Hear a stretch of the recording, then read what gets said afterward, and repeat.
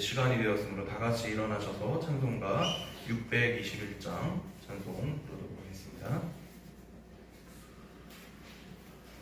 찬송가 621장 찬송 부르도록 하겠습니다.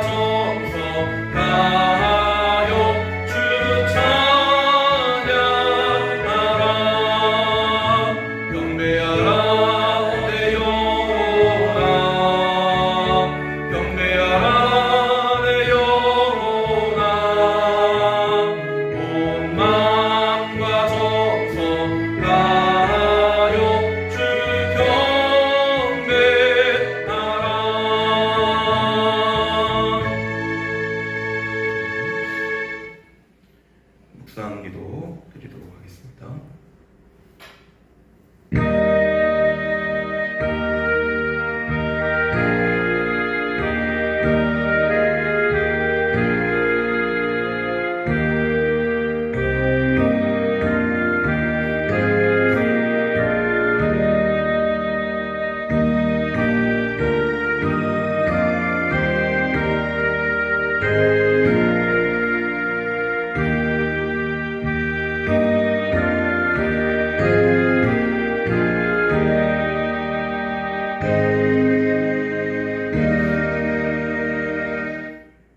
오직 여호와는 그 성전에 계시니 온 땅은 그 앞에서 잠잠할지니라 하시니라. 하나님은 영이시니 예배하는 자가 영과 진리로 예배할지니라. 아멘.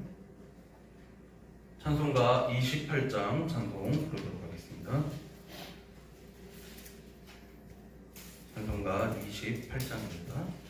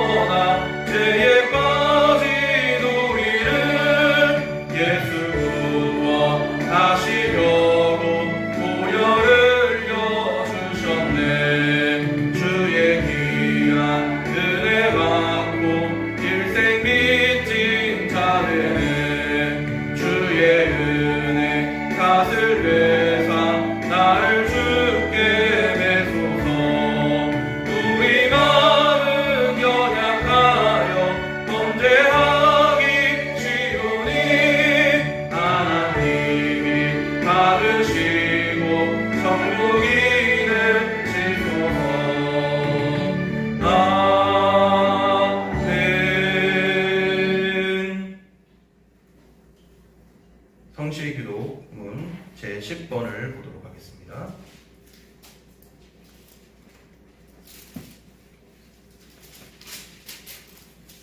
교동문 제10번 시편 16편을 보도록 하겠습니다.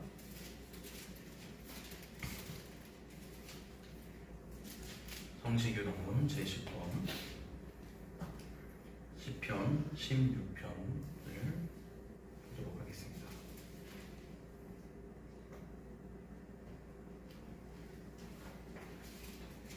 다 찾으셨으면 교독하도록 하겠습니다. 하나님이여 나를 지켜주소서. 내가 주께 피하나이다. 내가 여호와께 아뢰되 주는 나의 주시오니 주 밖에는 나의 복이 없다 하였나이다. 땅에 있는 성도들은 존귀한 자들이니 나의 모든 즐거움이 그들에게 있도다. 하는 신에게 예물을 드리는 자는 괴로움이 더할 것이다. 나는 그들이 드리는 피의 전제를 드리지 아니하며 내 입술로 그 이름도 부르지 아니하리로다. 여호와는 나의 산업과 나의 잔의 소득이시니 나의 분깃을 지키시나이다. 내게 질로 지어준 기업은 아름다운 곳에 있으며 나의 기업이 실로 아름답도다. 나를 훈계하신 여호와를 송축할지라. 악마가 내 당신이 나를 교훈하도다. 내가 여호와를 항상 내 앞에 모심이요 그가 나의 오른쪽에 계심으로 내가 흔들리지 아니하리로다. 아멘. 다 같이 사도신경으로 신앙 고백 드리도록 하겠습니다. 기도하겠습니다. 나는 전능하신 아버지 하나님 천지의 창조주를 믿습니다. 나는 그의 유일하신 아들 우리 주 예수 그리스도를 믿습니다. 그는 성령으로 잉태되어 동정녀 마리아에게서 나시고 본디오 빌라도에게 고난을 받아 십자가에 못 박혀 죽으시고 장사된 지 사흘 만에 죽은 자 가운데서 다시 살아나셨으며 하늘에 오르시어 전능하신 아버지 하나님 우편에 앉아 계시다가 거기로부터 살아있는 자와 죽은 자를 심판하러 오십니다. 나는 성령을 믿으며 거룩한 공교회와 성도의 교제와 죄를 용서받는 것과 몸의 부활과 영생을 믿습니다. 아멘. 이제 다 같이 자리에 앉으셔서 찬송가 270장 찬송 부르겠습니다. 찬송가 270장 변찮는 주님의 사랑과 찬송 부르겠습니다.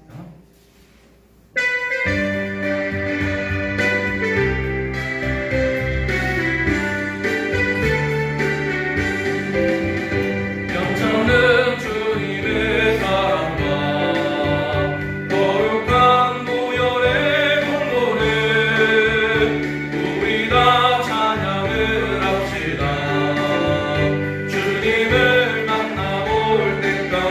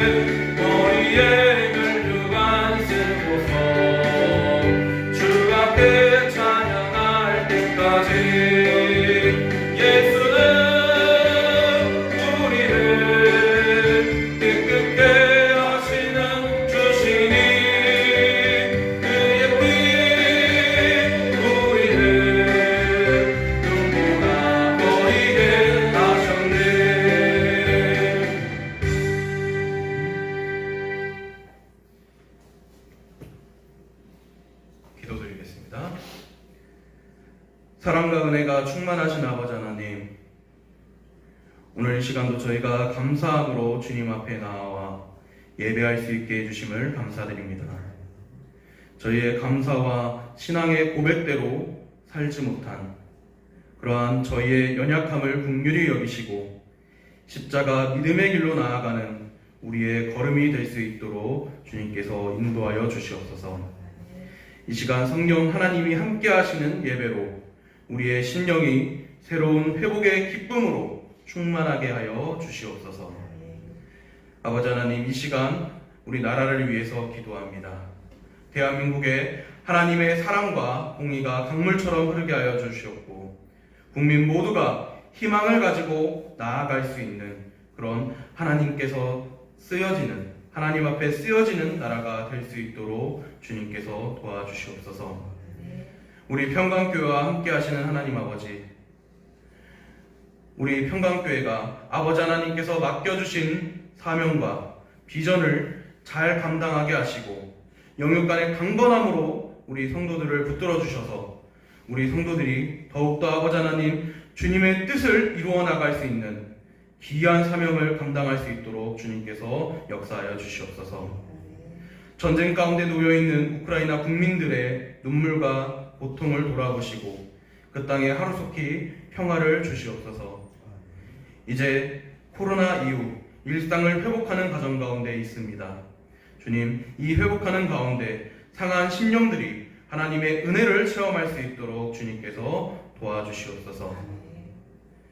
예배를 위해서 알게 모르게 헌신하는 손길들이 있습니다. 주님 아버지 하나님, 그 손길들 가운데 주님의 크신 은혜가 함께할 수 있게 하여 주시옵소서. 모든 말씀 감사드리며 우리 주 예수 그리스도의 이름으로 기도드립니다. 아멘.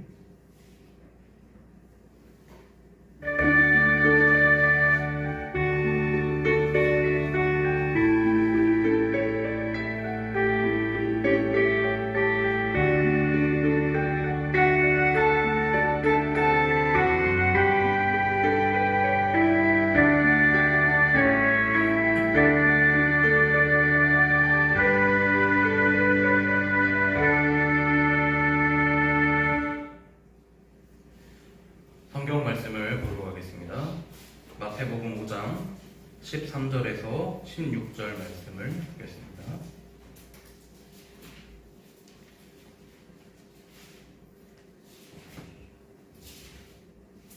마태복음 5장 13절에서 16절 말씀입니다.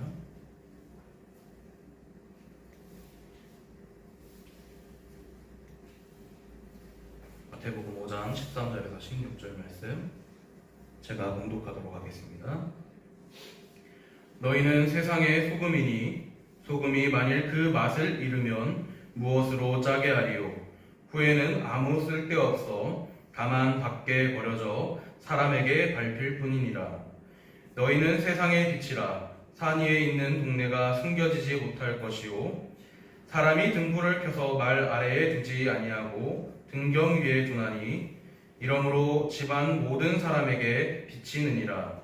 이와 같이 너희 빛이 사람 앞에 비치게 하여 그들로 너희 착한 행실을 보고 하늘에 계신 너희 아버지께 영광을 돌리게 하라. 아멘.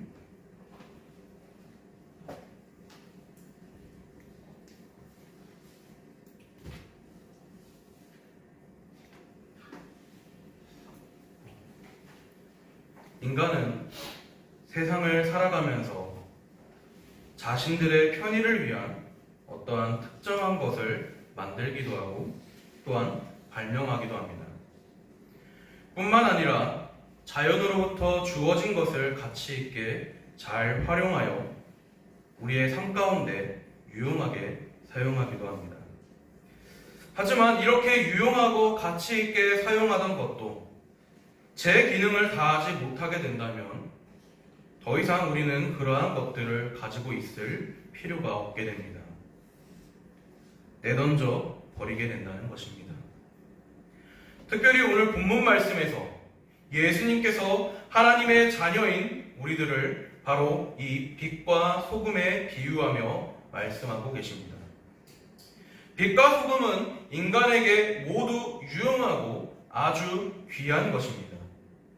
어쩌면 우리의 일상생활에 있어서 가장 필요한 존재일지도 모릅니다. 하지만 오늘 예수님께서는 아무리 가치 있고 아무리 유용한 존재라 하더라도 제 기능을 다하지 못한다면 아무 쓸데없이 다만 밖에 버리워 사람에게 밟힐 뿐이라고 말씀하셨습니다. 다시 말하면 유용하게 사람들에게 쓰여지는, 사람들을 위하여 제 역할을 다하는 그러한 소금이 있는가 하면 반면에 그렇지 못한 소금도 존재한다는 것입니다. 그렇다면 과연 오늘 현 시대를 살아가고 있는 우리들은 짠맛을 내어 그 목적대로 사용되어지고 있는 소금이십니까? 아니면 그 맛을 잃어버려 밖에 버려질 위기에 처한 소금이십니까? 복음은 생명을 살리는 하나님의 능력입니다. 교회는 바로 이 하나님의 능력인 복음을 가지고 생명을 살리기 위해 세워진 그리스도의 몸인 것입니다. 하지만 오늘날의 많은 교회들은 또한 자신이 하나님의 자녀라고 고백하는 수많은 그리스도인들을 보면 이 세상에서 진정 복음의 맛을 내지 못하고 살아가고 있는 그러한 모습들을 많이 보게 됩니다.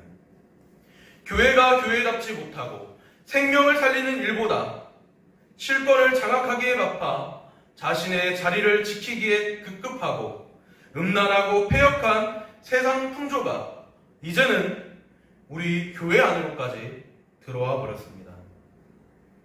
때문에 세상도 더 이상 교회가 교회의 역할을 감당해내지 못함을 알고 우리를 세상 밖으로 내치려 하고 있습니다. 예수님께서 말씀하신 대로 후에는 아무 쓸데없어 다만 밖에 버리워 사람들에게 밟힐 일만 남은 것 같습니다.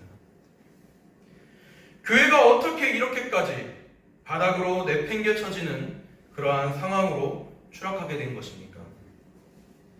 점점 기독교의 인구가 감소하고 교회를 찾는 이들이 적어지고 하나님의 영광은 더 이상 머물 곳이 없어지고 있는 그런 안타까운 현실 속에서 우리 교회는, 우리 성도님들은 위기의식을 느껴야 합니다. 그렇다면 과연 진정 복음의 맛을 내고 세상에 빛을 비추는 역할을 감당하기 위해서 우리는 어떻게 이 땅에서 살아가야 할 것일까요? 5장 전반부부터 그 해답을 우리는 찾아볼 수가 있습니다. 바로 예수님의 취임사와도 같은 팔복에 관한 내용입니다. 이 팔복의 원리대로 사는 것, 그것이 바로 우리가 이 땅에서 빛과 소금의 역할을 감당할 수 있는 방법이라는 것입니다. 먼저 심령이 가난한 자는 천국을 얻을 것이라고 말씀하셨습니다. 다음으로는 애통한 자, 그리고 온유한 자, 의에 줄이고 목마른 자, 그리고 긍휼히 여기는 자는 복이 있다고 말씀하셨습니다. 뿐만 아니라 마음이 청결하고 화평케 하며 의를 위하여 핍박받는 자들에게는 하나님이 주시는 복이 있다고 말씀하고 계십니다. 어떻게 보면 우리에게 내려지는 이러한 복들이 마치 우리에게 조건적으로 주어지는 듯 보일 수도 있습니다. 심령이 가난해야만 천국을 얻을 수 있고 애통하는 자만이 위로를 얻을 수 있고, 하지만 이 말씀을 헬라어로 해석해보면 조금 달라집니다. 3절에 심령이 가난한 자는 복이 있나니 천국이 저희 것이며, 이것을 헬라어로 해석해보면 천국이 너희 것이기 때문에 너희는 이 땅에서 심령이 가난한 채 살아가는 것이다 라고 해석할 수 있습니다. 이어서 나오는 4절에 애통하는 자는 복이 있나니 저희가 위로를 받을 것이요, 이 말씀 또한 너희는 위로를 받을 자들이기 때문에 이 땅에서 애통하며 살아가는 것이다 라고 해석할 수 있습니다. 다시 말하면 이미 우리는 요한복음 1장 12절의 말씀처럼 영접하는 자, 곧 그 이름을 믿는 자들에게는 하나님의 자녀가 되는 권세를 주셨으니, 이 말씀처럼 모든 것을 다 얻은 사람들이 바로 우리 성도들입니다. 말씀하시는 오늘 본문 말씀 앞에 나오는 팔복은 이미 다 얻은 사람들이라는 것입니다. 우리는 하나님께서 주신 이 팔복을 이미 다 얻으면서 살아가고 있는 하나님의 자녀들이라는 것입니다. 그렇기 때문에 우리는 이 땅에 살면서 심령이 가난한 채로 살아가야 하고, 애통하며 살아가야 하고, 온유하며 긍휼히 여기고 의에 줄이고 목마른 자가 되어야 한다는 것입니다. 예수님의 말씀을 다시 살펴보면 우리에게 너희는 세상의 빛과 소금이 되라고 말씀하시지 않으셨습니다. 이미 너희는 세상의 빛과 소금이다라고 선포하고 계신 것입니다. 그렇습니다. 우리는 빛과 소금 같은 존재입니다. 하지만 문제가 무엇입니까? 바로 우리가 이렇게 부름받은 존재라는 사실을 우리는 망각하고 있다는 것입니다. 모르고 있다는 사실입니다. 또한 어떻게 살아가야 하는 것이 빛과 소금으로 살아가는 것인지를 모른다는 것입니다. 우리는 바로 이 팔복의 원리를 기억하면서 어떻게 살아야 하는 것이 빛과 소금의 역할을 감당하면서 사는 것인지를 우리는 알아야 될 줄로 믿습니다. 특별히 오늘은 이 팔복 중에서도 온유한 자는 복이 있나니, 이 말씀을 가지고 좀 더 깊게 나누어 보고자 합니다. 오늘 성도 여러분들께서 생각하시는 온유라는 단어는 어떤 뜻입니까? 어떠한 것이 온유한 것이고 어떠한 사람이 온유한 자라고 부르십니까? 항상 착해 보이고 온유해 보이고 온순해 보이고 얌전하게 보이는 것, 이것이 온유한 모습일까요? 아니면 참을성 있고 절제되어 있고 말을 아끼고 온화해 보이는 것이 온유한 것입니까? 우리가 생각하는 온유란 어떠한 것입니까? 앞서 이야기한 것들처럼 생각하시는 분들이 아마 대다수일 것입니다. 그렇다면 오늘 성경에서는 과연 어떠한 사람에게 온유한 사람이라고 말하고 있는지 살펴보도록 하겠습니다. 민수기 12장 3절에 보면 이런 말씀이 나와 있습니다. 이 사람 모세는 온유함이 지면의 모든 사람보다 더하더라. 우리는 모세의 삶을 통해서 온유라는 말의 뜻을 이해할 수 있습니다. 모세는 우리가 너무나도 잘 알고 있듯이 이스라엘 백성들이 출애굽할 당시 그 민족을 이끈 민족의 지도자입니다. 그는 출애굽한 후 하나님과 대면하여 하나님의 말씀을 받는 사람이었습니다. 하지만 모세가 시내산에서 하나님의 말씀을 받으며 교통하는 중에 이를 기다리지 못하고 자기들의 좋을 뜻대로 금송아지를 만든, 금덩어리를 모아 이 금송아지를 만들고 절하고 있는 그러한 백성들의 모습을 보고 모세는 화를 참을 수가 없었습니다. 격분한 나머지 하나님께서 친히 써주신 돌판을 내던져 버리고 말았습니다. 그리고 그 금신상을 다시 불로 녹여서 녹인 물을 백성들에게 먹이기까지 했습니다. 이뿐만이 아닙니다.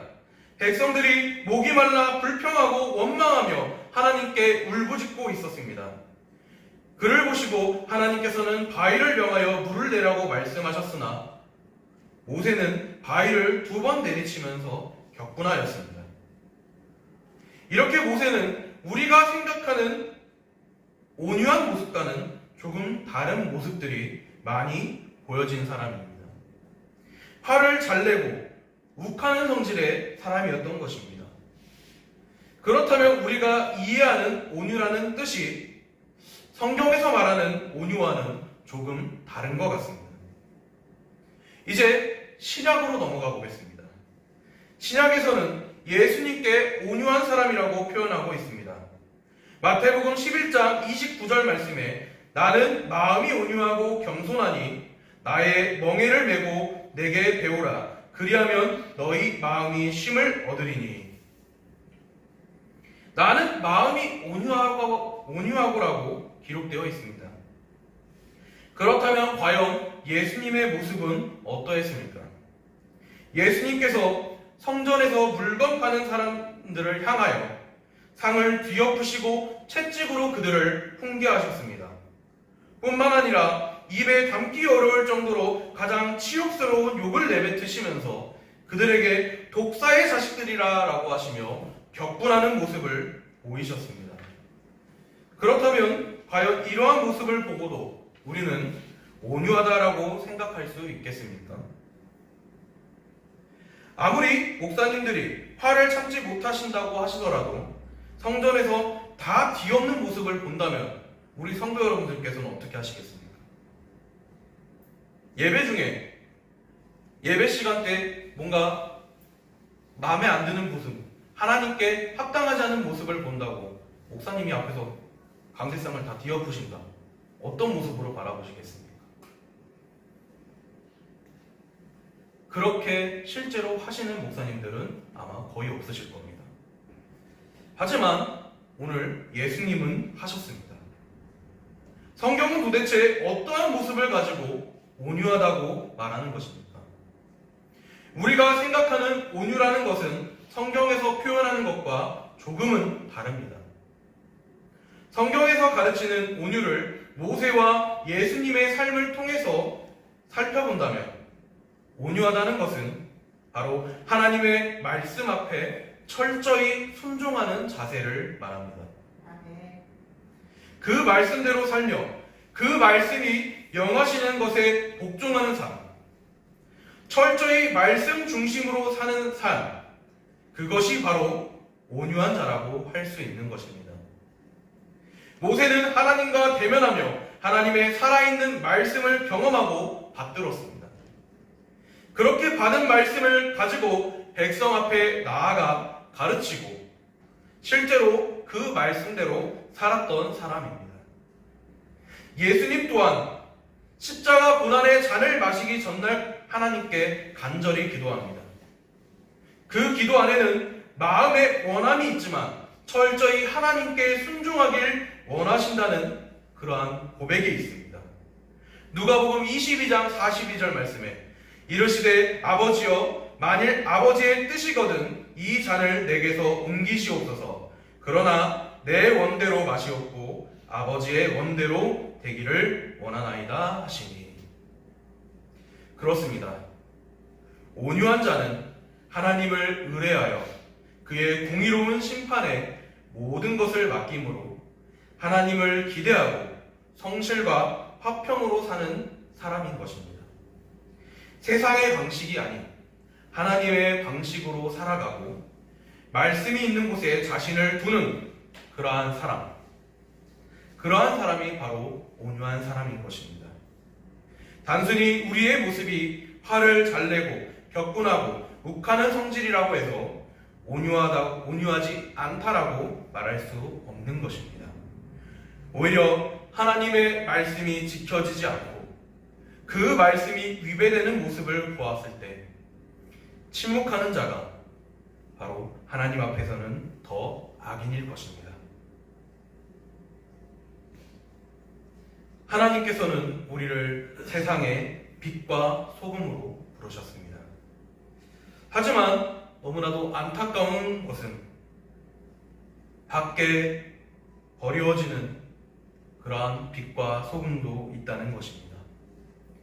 쓸데가 없다는 것입니다. 오늘 평강의 성도 여러분들은 어떠한 사람들입니까? 우리가 빛과 소금의 역할을 잘 감당하기 위해 하나님께서 말씀하신 팔복의 원리대로 살아가기를 소망합니다. 그렇게 살아갈 때 비로소 우리는 쓰임받는 소금이 될 줄로 믿습니다. 밝게 비추는 빛이 될 줄로 믿습니다. 특별히 오늘 살펴본 온유한 자에 대해서 깊이 묵상해 보시길 바랍니다. 진정으로 하나님의 말씀을 사모하는 사람, 그 말씀의 잣대에 서서 우리 자신의 삶을 온전히 드리는 그러한 평강의 성도 여러분들이 되시기를 소망합니다. 우리 교회가, 우리 성도들이 하나님의 뜻을 이루어져 나가고 하나님의 맛을 내기 위해, 복음의 맛을 내기 위해 철저히 하나님 앞에 머리 숙여야 합니다. 철저히 하나님의 뜻대로 살아가야 될 줄로 믿습니다. 오늘 우리 평강의 성도 여러분들이 그러한 삶을 살아가기를 소망합니다. 온전히 하나님 뜻 앞에 낮아지는 사람, 하나님의 뜻에 온전히 순종하는 사람, 그러한 사람이 바로 온유한 사람이고, 그러한 사람이 바로 하나님의 빛과 소금의 사명을 감당하는 사람들인 줄로 믿습니다. 우리의 삶이 복음을 증거하는 삶, 복음을 나타내는 삶, 이 세상의 삶의 방식과는 다른 하나님의 뜻에 맞는 삶을 살아가는 그런 저와 여러분이 될 수 있기를 소망합니다. 이렇게 철저히 우리의 삶을 하나님께 맡기고 신뢰하며 살아갈 수 있기를 소망합니다. 기도하겠습니다. 하나님 아버지 감사합니다. 주님, 우리 평강의 성도들이 온전히 하나님 앞에 맡겨진 삶을 살아갈 수 있도록 주님께서 인도하여 주시옵소서. 우리 평강교회가, 우리 평강의 성도들이 정말 이 세상을 살아가면서 하나님의 빛과 소금의 사명을 감당할 수 있는 그런 귀한 하나님의 자녀들이 되게 하여 주시옵소서. 온전히 주님 뜻에 순종하며 복음을 증거하는 삶, 아버지 하나님 앞에 순종하는 삶이 될 수 있는 그러한 평강의 성도들 되게 하여 주시옵소서. 감사드리며 예수님의 이름으로 기도드립니다. 아멘. 찬송을 부르겠습니다. 찬송가 325장.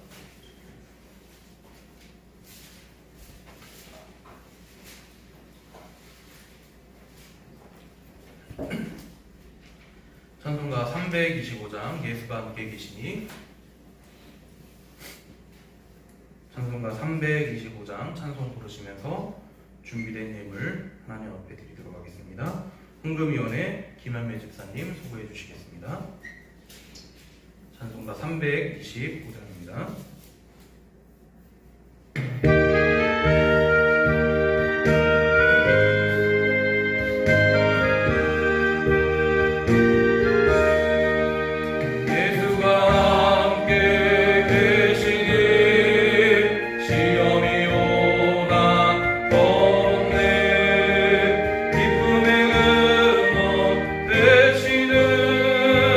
예수를 위해 삽시다.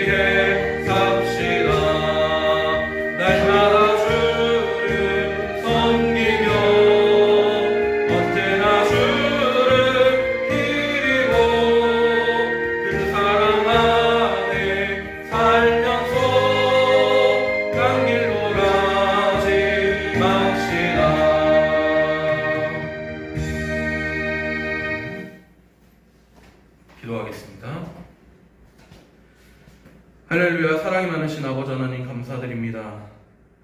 이 시간도 우리 평강의 성도들 주님 전에 모여 함께 아버지 하나님 앞에 찬양으로 영광 돌릴 수 있게 해주심을 감사드립니다. 이 시간 아버지 하나님 귀한 예물을 주님 앞에 드렸습니다. 주님 아버지 하나님, 이 예물이 쓰여지는 곳에 정말 아버지 하나님의 영광이 나타나게 하여 주셨고, 주님 아버지 하나님 드려진 손길마다 복을 더하여 주실 줄로 믿습니다. 100배, 60배, 30배로 거두게 하여 주시옵소서. 주님 아버지 하나님, 날마다 우리 평강의 성도들이 온전히 하나님 앞에 순종하는 삶을 살길 원합니다. 주님 아버지 하나님, 우리 평강교회가 날로 더 번성하여 아버지 하나님의 역사를 이루어 나아갈 수 있는 귀한 교회로 쓰임받게 하여 주시옵고, 우리 성도들이 그 역사의 한 페이지에 기록될 수 있는 귀한 성도들 되게 하여 주시옵소서. 아버지 하나님, 우리 성도님들 가운데 운영하고 있는 사업이나 또는 하고자 하는 일들이 있다면 주님 아버지 하나님께서 아버지 하나님의 뜻에 맞게 주님 아버지 하나님 늘 번성할 수 있도록 주님께서 붙잡아 주시옵소서. 날마다 주님 아버지 하나님, 아버지 하나님과 동행하며 주님 아버지 하나님의 복이 우리 성도들 가운데 늘 항상 함께 할 수 있도록 주님께서 역사하여 주시옵소서. 감사드리며 예수님의 이름으로 기도드립니다. 아멘. 드리신 예물 감사드립니다. 교회 소식을 보도록 하겠습니다.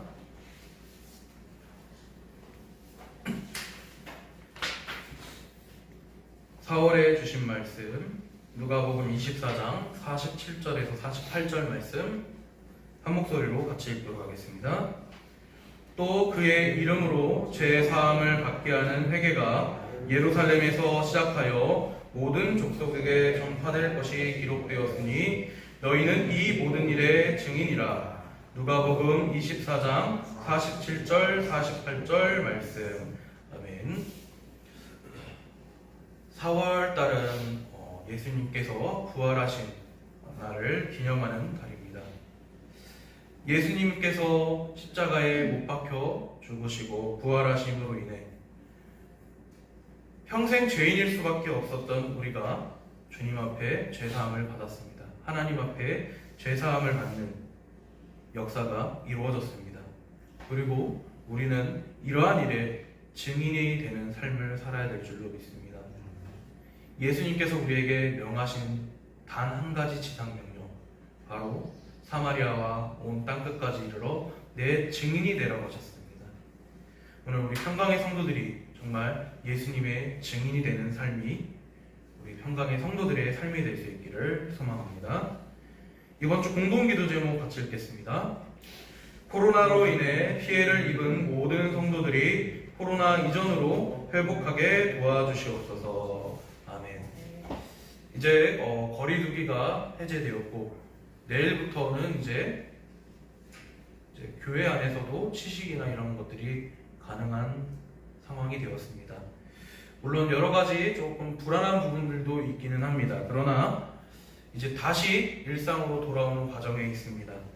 코로나 이전의 모습으로 속히 회복되어서 우리 성도님들 삶 가운데서도 정말 이 회복이 이루어질 수 있도록 주님께서 도와주시기를 간절히 소망합니다.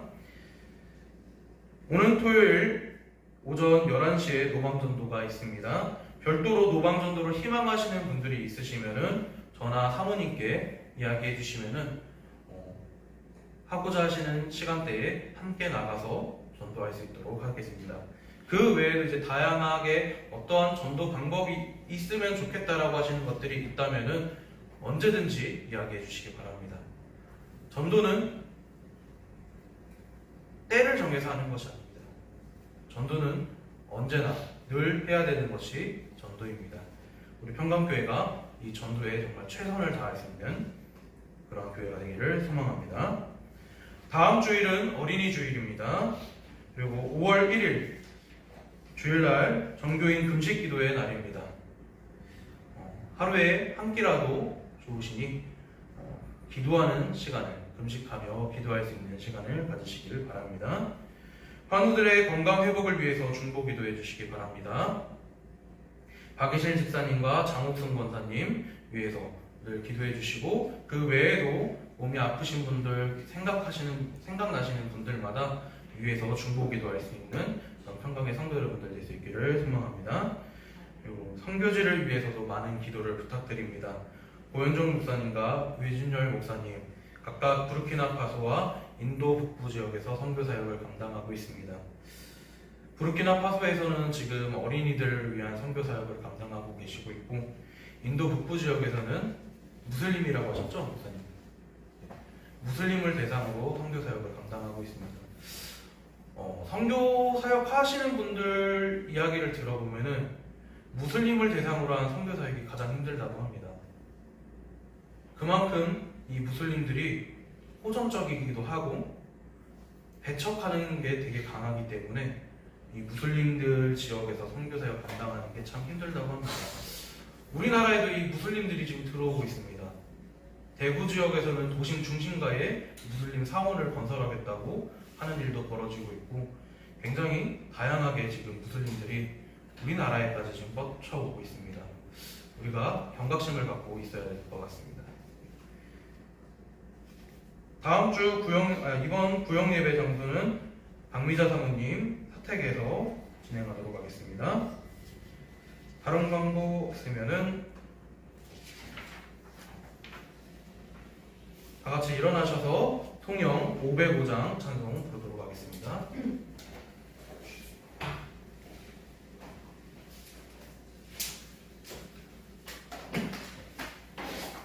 찬송가 505장 온 세상 위하여 찬송 부르도록 하겠습니다.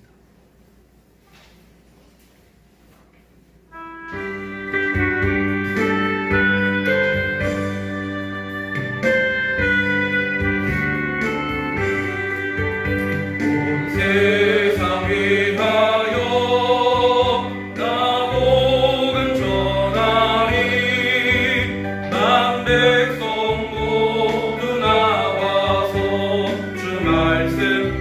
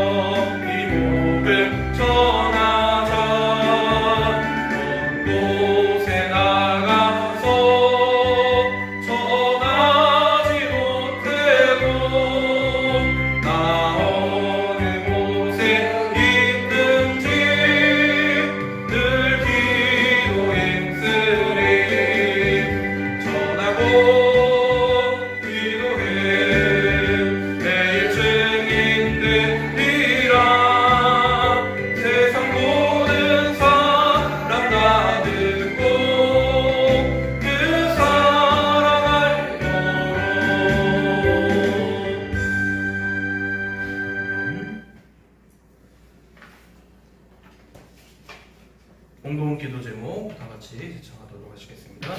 주보 앞면을 참고하시면 되겠습니다. 제청하시겠습니다. 하나님 사랑, 이웃 사랑 실천하는 교회 되게 하소서. 우리의 미래를 믿음으로 준비하게 하소서. 복음의 일꾼을 키우는 교회 되게 하소서. 성장하며 선교하는 교회 되게 하소서. 담임 목사님과 성도님을 축복하소서. 아멘. 축도드리겠습니다.